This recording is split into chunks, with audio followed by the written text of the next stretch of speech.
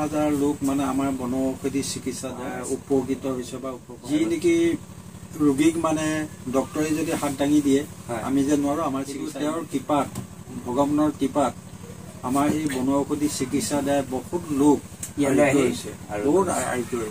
নমস্কাৰ, স্বাগতম জনাইছো জীৱনৰ বাৰ্তা ইউটিউব চেনেলৰ নতুন এটা ভিডিঅ'লৈ। আজি মই উপস্থিত আছো টেঙাখাট পাণধোৱা গাঁৱত, আৰু এই টেঙাখাট পাণধোৱা গাঁৱত পবিত্ৰ গগৈ নামৰ এজন ব্যক্তিয়ে দীৰ্ঘদিন ধৰি বনৌষধি চিকিৎসা অব্যাহত ৰাখিছে, আৰু তেখেতে কেনেধৰণৰ চিকিৎসা কৰে তাৰ বিষয়ে আমি আপোনালোকক জনাম, তেখেতৰ সৈতে কিছু কথা পাতিম। আৰু ইয়াত চাওক বেনাৰখন, ইয়াতে সুন্দৰকৈ লিখা আছে আমাৰ ইয়াত সকলো ধৰণৰ বেমাৰৰ বনৌষধিৰ চিকিৎসা কৰা হয়। ইয়াত সম্পূৰ্ণ এড্ৰেছ আছে পবিত্ৰ গগৈ পাণধোৱা গাঁও, ডাক টেঙাখাট, জিলা ডিব্ৰুগড়, অসম, পিন 786103, যোগাযোগ নম্বৰ দিয়া আছে। তো আপোনালোকক তেখেতে কেনেধৰণৰ চিকিৎসা অব্যাহত ৰাখিছে আৰু তেখেতৰ চিকিৎসাৰ দ্বাৰা কিমানে উপশম পাইছে এই সকলোখিনি আমি তেখেতৰ নিজ মুখেৰে জানিবলৈ চেষ্টা কৰিম। গতিকে আহক তেখেতৰ পৰা আমি এই বিষয়ে কিছু কথা জানো। এনেকৈ আমি তেওঁলোকৰ ঘৰৰ চোতালত উপস্থিত হৈছোহি। এয়া হৈছে তেওঁলোকৰ ঘৰৰ সন্মুখতে থকা বনৌষধি চিকিৎসা কক্ষ, আৰু এয়া বৰ্তমান উপস্থিত হলোহি এই পাণধোৱা গাঁৱত অৱস্থিত এই বনৌষধি চিকিৎসালয়ৰ কক্ষৰ বাৰাণ্ডাত। আমি ভিতৰলৈ যাম এতিয়া, তেখেতৰ সৈতে কিছু কথা পাতিম, কেনেধৰণৰ চিকিৎসা অব্যাহত ৰাখিছে, তেখেতৰ চিকিৎসাৰ দ্বাৰা কিমানে উপশম পাইছে সকলোখিনি জনাৰ চেষ্টা কৰিম, আপোনালোকক জনাবলৈ চেষ্টা কৰিম। গতিকে আহক ভিতৰলৈ যাম। নমস্কাৰ। এয়া হৈছে পবিত্ৰ গগৈ, আপোনাৰ নাম পবিত্ৰ গগৈ? পবিত্ৰ গগৈ তেখেতে দীৰ্ঘদিন ধৰি বনৌষধি চিকিৎসা আগবঢ়াই আহিছে। জানিব পাৰিছো যে আপুনি এই বনৌষধি চিকিৎসা অব্যাহত ৰাখিছে, কিমান বছৰ ধৰি এই চিকিৎসা চলাই আহিছে? আমাৰ বিশেষকৈ এইটো খুব পুৰণি এই চিকিৎসাটো, এতিয়া নহয়, আমাৰ ৱাৰ টাইমৰ সময়ৰ পৰাই এই অব্যাহতি আছে। যেতিয়া নেকি আমাৰ পিতাই আছিলে অৰুণাচলত, তেখেতে থাকোঁতে চাংমাৰ জাতিসকলৰ পৰা এই বিদ্যাটো আহৰণ কৰে। বিদ্যাটো আহৰণ কৰাৰ পিছত তেতিয়া ইমান প্ৰচলিত নাছিল, প্ৰায় ৭৫-৮০ চনৰ পৰা অলপীয়াকৈ প্ৰচলিত হৈছিল যদিও যিমানে সময় বাগৰি গৈ আছে, সময় আগবাঢ়ি গৈ আছে, চিকিৎসাটো ইমান উন্নত ধৰণৰ ফালে আগবাঢ়িছে বা জনসংখ্যা বৃদ্ধি পাইছে। আৰু বৰ্তমানলৈকে এতিয়া হ'ল 2024 চন, বৰ্তমানলৈকে বহুত মানে হাজাৰ হাজাৰ লোক মানে আমাৰ বনৌষধি চিকিৎসা দ্বাৰা উপকৃত হৈছে বা উপক্ৰম পাইছে। যি নেকি ৰোগীক মানে ডক্টৰে যদি হাত দাঙি দিয়ে আমি যে নোৱাৰো আমাৰ চিকিৎসা ইমান থাকে, কিন্তু তেওঁৰ কৃপাত ভগৱানৰ কৃপাত আমাৰ এই বনৌষধি চিকিৎসা দ্বাৰা বহুত লোক হৈছে। আৰু কেনেধৰণৰ চিকিৎসা অব্যাহত ৰাখিছে, মানে কেনেধৰণৰ বেমাৰত? আমি প্ৰায় বেমাৰ ইয়াত চিকিৎসা কৰোঁ। বিশেষকৈ আমাৰ পেৰালাইচিছটো এক নম্বৰত গৈছে, যিটো নেকি পেৰালাইচিছৰ কাৰণে আপোনাৰ চিকিৎসাটো খুবেই চৰ্চাত আছে চাগে। এইটো অকল চৰ্চাত সেইটো বুলিয়ে নহয়, প্ৰায় বেমাৰে চৰ্চাত আছে। এতিয়া ধৰক আপোনাৰ কেঁচুমূৰীয়া, এপেণ্ডিক্স, ডায়েবেটিছ, এইবিলাক প্ৰায় ৰোগী আহিয়ে থাকে। আৰু বিশেষকৈ এতিয়া নতুন বেমাৰ এটা আমি চিকিৎসা কৰিছোঁ বাৰু, আমি কিছুমান ফলো পাইছোঁ বা উপকৃত হৈছোঁ। সেইটো হ'ল আপোনাৰ যিটো মিৰ্গী বেমাৰ বুলি কয়, মিৰ্গী বেমাৰ বুলি কয়। নতুনকৈ মানে আমাৰ পিতাই দিনত দিয়া নাছিলে।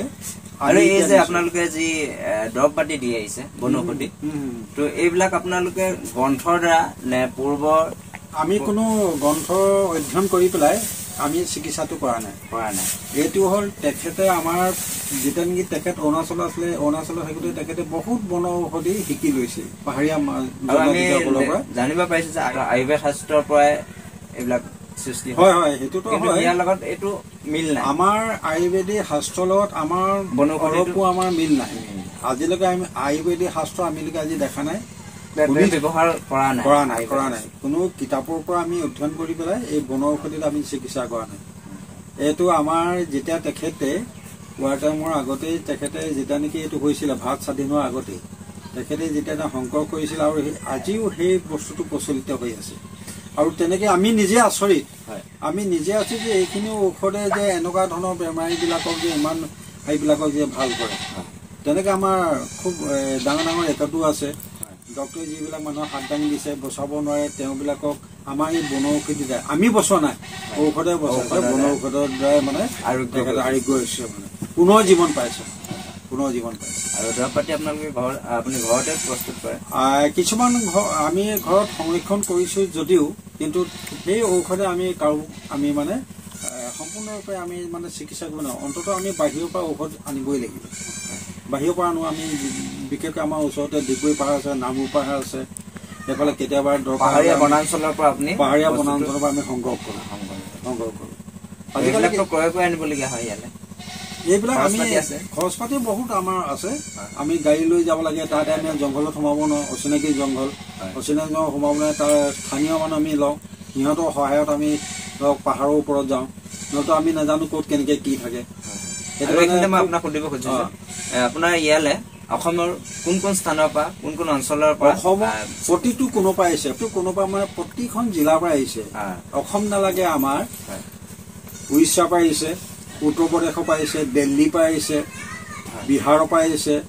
এতিয়া নিয়েৰেষ্ট মই এজন বোম্বেত চিকিৎসাধীন হৈ আছিলে, তেওঁ বোম্বেৰ পৰা মোৰ লগত যোগাযোগ কৰিলে। তেখেত এপেণ্ডিক্সৰ কাৰণে অপাৰেশ্যন কৰিম বুলি তেখেতক 2 মাহ এডমিট কৰি থলে। ইদিনৰ অপাৰেশ্যন কৰিম বুলি কয়, নকয় ইদিনৰ কৰে। তেতিয়া মোৰ কণ্টেক্ট নম্বৰটো পালে অৰুণাচলৰ পৰা, অৰুণাচলৰ কণ্টেক্ট নম্বৰ পাইছে, মোৰ লগত ডাইৰেক্ট কানেকশ্যন কৰিলে। তেখেতক ক'লো আপুনি এটা কাম কৰক, যদি আমাৰ বনৌষধিৰ ওপৰত যদি বিশ্বাস আছে আপুনি ছুটি লওক, আমাৰ ডক্টৰ খুৱাওক, 21 দিনত আপোনাৰ এপেণ্ডিক্স গায়ব হৈ যাব। কিন্তু তেনেকৈ আমি কুৰিয়াত পঠাই দিলোঁ ঔষধটো। কুৰিয়াত পঠাই দিয়াৰ পিছত তেওঁ খুব মানে সুস্থ হৈ উঠিল। ধৰক তেনেকৈ এতিয়া ধৰক আমাৰ এই বাহিৰতো এজন ৰোগী বহি আছে, আজি 5 মাহ হ'ল। চিকিৎসা আজিৰ পৰা আৰম্ভ কৰিব। কিন্তু এইটো তেখেতক মই কথা দিছোঁ, তেখেতৰ আইগৰাকী আহিছে, বালিমৰা, জয়পুৰ বালিমৰাৰ পৰা আহিছে। আগতে আহিছে, আজি প্ৰথম আহিছে। তো এতিয়া মানে কথাটো হ'ল কি, এখেতকো মই কথা দিছোঁ যে চিন্তা কৰিব নালাগে। তেওঁলোকৰ সমস্যাটো 100% আপোনালোকৰ সমস্যাটো মানে বেমাৰটো মানে প্ৰেচাৰটো হাই হৈছিলে যে, সেইটো পৰা পৰিলে যে তলত, পৰা মানে আজি প্ৰথম আহিছে। মই চালোঁ তেখেতে মাত মাতিব নোৱাৰে, কিন্তু আমি এমাহৰ ভিতৰত মাতটো উলিয়াই দিম। আৰু তেখেতৰ যিটো কণ্ডিশ্যন হৈ আছে সোঁহাতে, চিন্তা কৰিব নালাগে। এইটো কণ্টিনিউ যদি 3-4 মাহ যদি কণ্টিনিউ ঔষধটো খাব লাগিব, নন ষ্টপ, ভাল হ'ব লাগিব 100%। আৰু যদি ভাল নহয় 6-7 মাহলৈকে খালে, তেতিয়াহ'লে আমি মানে সেই বিনিময়ত আমি টকাটো ৰিটাৰ্ণ কৰি দিওঁ। আমাৰ মানে এই বনৌষধেও আমাৰ 100 ভাগৰ ভিতৰত 100 ভাগেই বিশ্বাস। আৰু এতিয়া আৰু এজন বহি আছে, তেখেতৰ দেউতাকৰ কাৰণে নিছিল। দেউতাকে কওঁ দাদা আপোনাৰ নামটো ক'ব? মোৰ নাম ভীম ৰায়। আপুনি কোন স্থানৰ পৰা আহিছে? মই নাহাবতে একেই হয়, আপোনালোকে একেটা অঞ্চললৈ লৈ আহিছো। কথাটো আপুনি অৱগত কৰিছিলে? কৰাইছিলো, অলপ দেৰিকে গম পালো। মই অলপ দেৰিকে খবৰটো দিব পাৰো। আপোনালোকৰ দেউতাৰ ভাগো হৈছিলে? নহয়, আমাৰ এনাই হৈছিলে। ভাল পালে নিশ্চয়? নিশ্চয় বহুত ভাল পাইছে, আগতকৈ মানে বহুত ভাল। আৰু ভাল লাগিলে। আমি এতিয়া যদি আপোনালোকক ফোন ৰেকৰ্ডিং লাগে, তেতিয়াহ'লে মই লোৱাই দিব পাৰিম, যদি প্ৰয়োজন হয়, মানে যদি বিচাৰে আপোনালোকে। প্ৰয়োজনীয়তা আমি গ্ৰহণ কৰিম। কিন্তু আমি ইতিমধ্যে জানিব পাৰিছোঁ ইয়াতে যথেষ্ট লোকে আৰোগ্য হৈ উঠিছে এই চিকিৎসাৰ দ্বাৰা। অসমবাসীক এটাই কথা কওঁ, আমাৰ যিটো বনৌষধীয় চিকিৎসা কৰোঁ, সেইটো আমি নিজকে আমি গৌৰৱ বুলি নহয়, অসমবাসী আজি সেইটো গৌৰৱ কৰিব যে যিহেতু আপোনালোকৰ চিকিৎসাৰ দ্বাৰা কোনো এজনে প্ৰাণ পাই উঠিছে, নতুন জীৱন মানে পাইছে। আৰু কৰা নাই, যিজন মানে স্বামীক বা যিজন ল'ৰা ছোৱালীক বা যিগৰাকী মানুহগৰাকী আশা কৰা নাই, কিন্তু আমাৰ এই বনৌষধীয়ে পুনৰ জনম মানে বা পুনৰ চিকিৎসা কৰি পেলাই পুনৰ জনম দিয়া নিচিনা হৈছে। আৰু তেখেতসকলৰ মুখত মানে হাঁহি বিৰিঙিছে। এইটো ভাল লাগিলে, খুব এটা ভাল কথা। তেখেতৰ সৈতে কথা পাতি যথেষ্টখিনি ভাল লাগিলে, তেখেতৰ পৰা আমি জানিব। আৰু মই আৰু এটা সদৌ এটাই কথা কওঁ, অসমবাসী আমাৰ ইয়ালৈ আহক সকলো। যিসকল আমাৰ একেবাৰে দৰিদ্ৰ সীমাৰেখাৰ তলত বাস কৰিছে, তেখেতসকলৰ টকাৰ অভাৱত চিকিৎসা কৰিব পৰা নাই, আমাৰ ইয়ালৈ আহক। আমি ফ্ৰীকে আমি চিকিৎসা কৰিম। সেইটো এটা সুবিধা এইটো ৰাখিছোঁ। আৰু ষ্টুডেণ্টৰ কাৰণেও আমি কিছুমান সুবিধা ৰাখিছোঁ।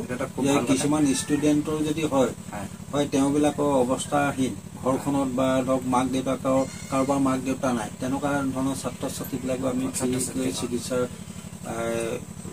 কৰোঁ মানে আৰু এইটো সুন্দৰ পদক্ষেপ আপোনাৰ এই পদক্ষেপক আমি কৃতজ্ঞতা বা শলাগ ল'বই লাগিব ভাল লাগিছে এনেধৰণৰ মানৱতাৰ খাতিৰত যে আপুনি ইমানখিনি জনাইছে তাৰ বাবে ভাল লাগিছে ইমানখিনি কৰিবৰ বাবে আগবাঢ়িছে আপোনাৰ ইয়াতে ভূপেন মামাৰ সুন্দৰ এখন ছবি প্ৰতিফলিত হৈ আছে দেখাত ভূপেন মামা আপোনাৰ খুবেই প্ৰিয় শিল্পী হয় চাগে ভূপেন মামা অকল মোৰ প্ৰিয় বুলিয়ে নহয় হয় হয় সকলো অসমবাসীয়ে প্ৰিয় নালাগে আমাৰ ভাৰতবাসীও চিনি পায় তেখেতক আৰু ভাৰতৰ বাহিৰতো চিনি পায় বিশ্বৰ চিনি পায় ভূপেন দাস হঠাৎ দেখিলো এনেকৈ আপোনাৰ কক্ষত এনেদৰে ভূপেন মামা এখন ডাঙৰ ছবি এখেতৰ গান শুনি মই খুব ভাল পাওঁ এখেতৰ আৰু খগেন মহন্তৰ এখেতসকলৰ গানবিলাক শুনি মই খুব ভাল পাওঁ আৰু তেখেতসকলে যিবিলাক গান অসমবাসীক দি থৈ গ'ল প্ৰতিটো আখৰে আখৰে মানে মিলিছে আজি অসমীয়াই নিজক নিচিনিলে অসম ৰখাটোলৈ যাব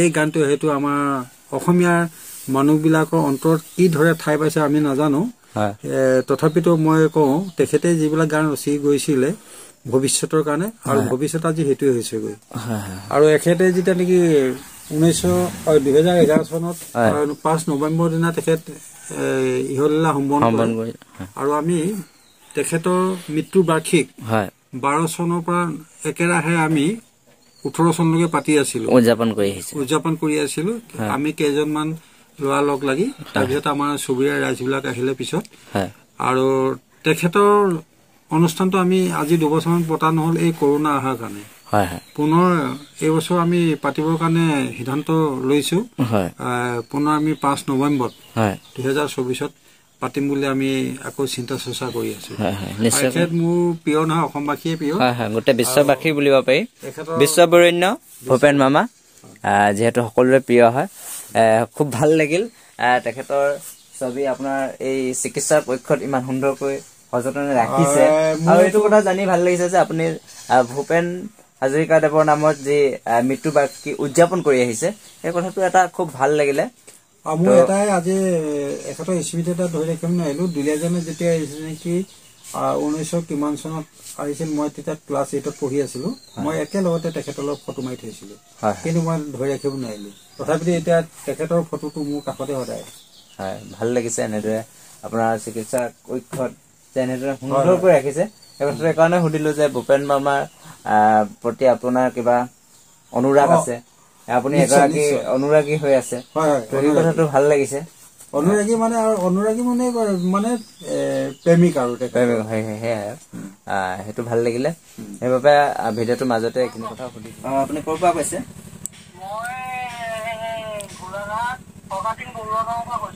হয় হয় আপোনালোকৰ কেনেকুৱা ধৰণৰ বেমাৰ হৈছিলে আপোনাৰ নে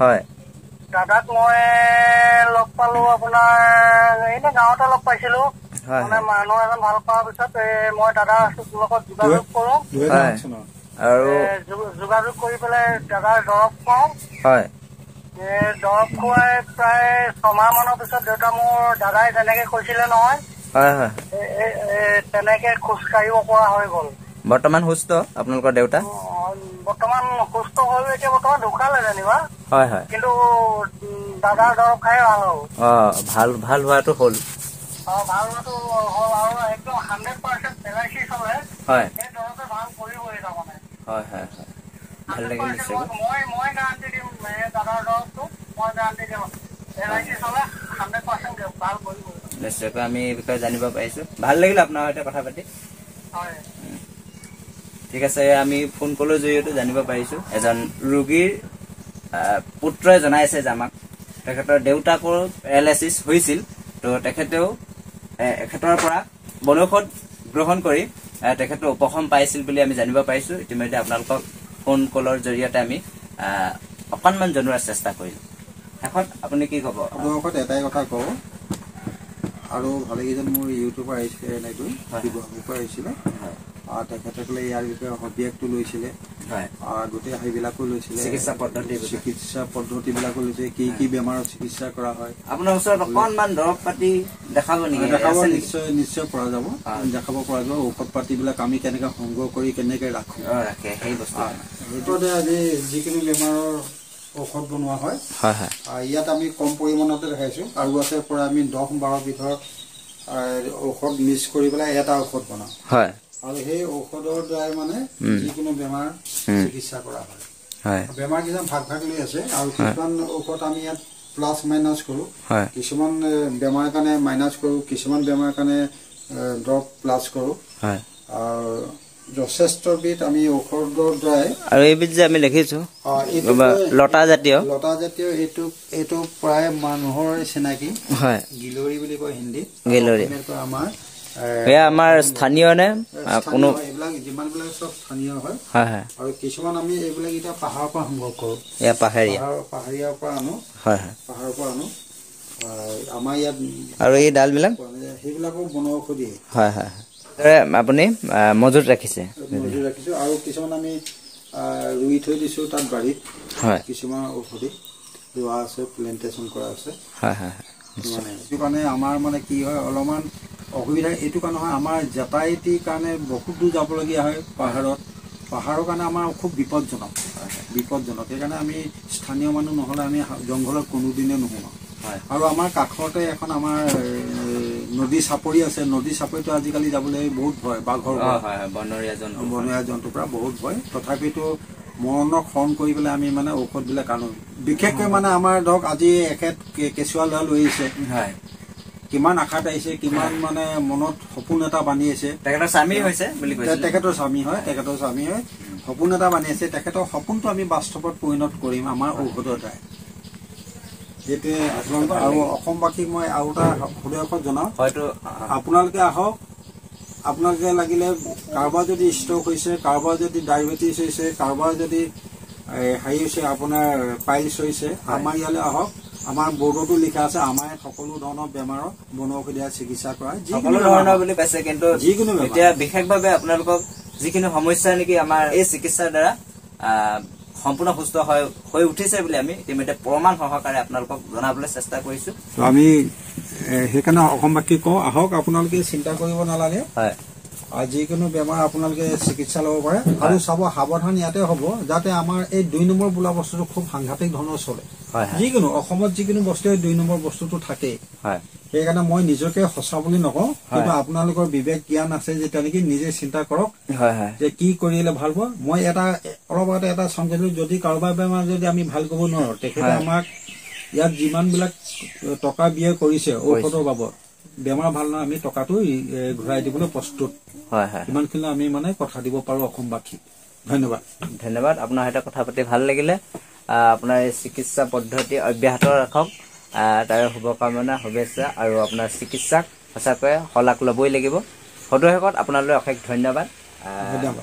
আপোনালোকলৈ ধন্যবাদ।